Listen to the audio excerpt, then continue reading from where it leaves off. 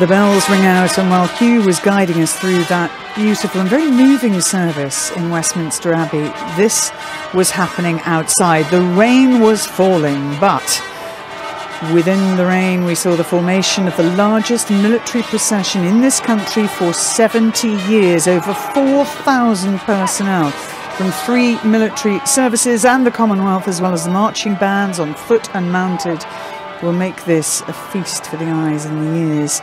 It is already in position. It stretches for a mile down the Mall, through Admiralty Arch, along Whitehall, all the way to Westminster.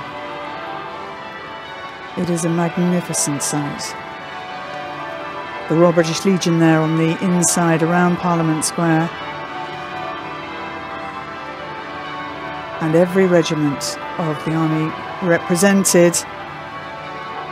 And at the head of this procession, leading the way, is the Brigade Major, Lieutenant Colonel James Shaw of the Grenadier Guards. His grandfather took part in Queen Elizabeth's coronation in 1953.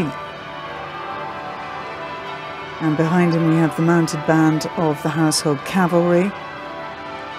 And behind them the King's Troop, commanded by Major Fran Sykes.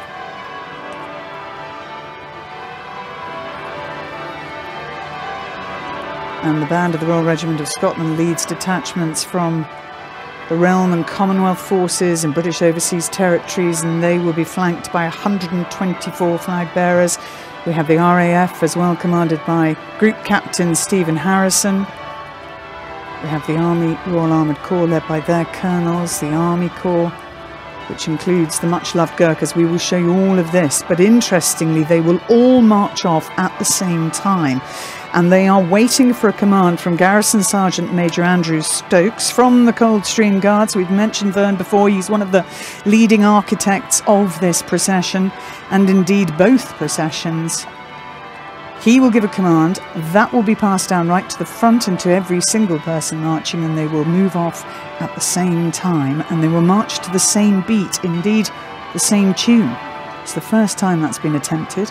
They've been rehearsing for 6 weeks to ensure that all of the bands are synchronised. And towards the back of the procession, and you've caught a glimpse of it already, the Gold State Coach. And you may think this is the sort of thing you'd find in fairy tales. In fact, I rather suspect the fairy tales were inspired by this. It was first seen in public in 1762 when George III rode in it for the state opening of Parliament. It is 260 years old.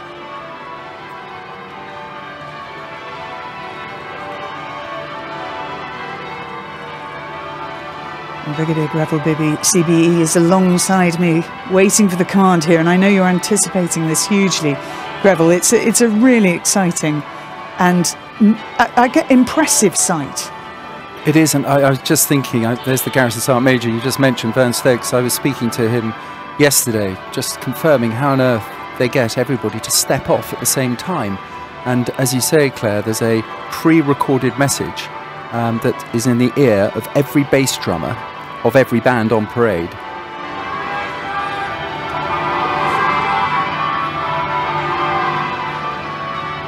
There is the command. Now it will take a few seconds for that to filter down, and the procession will all move off together.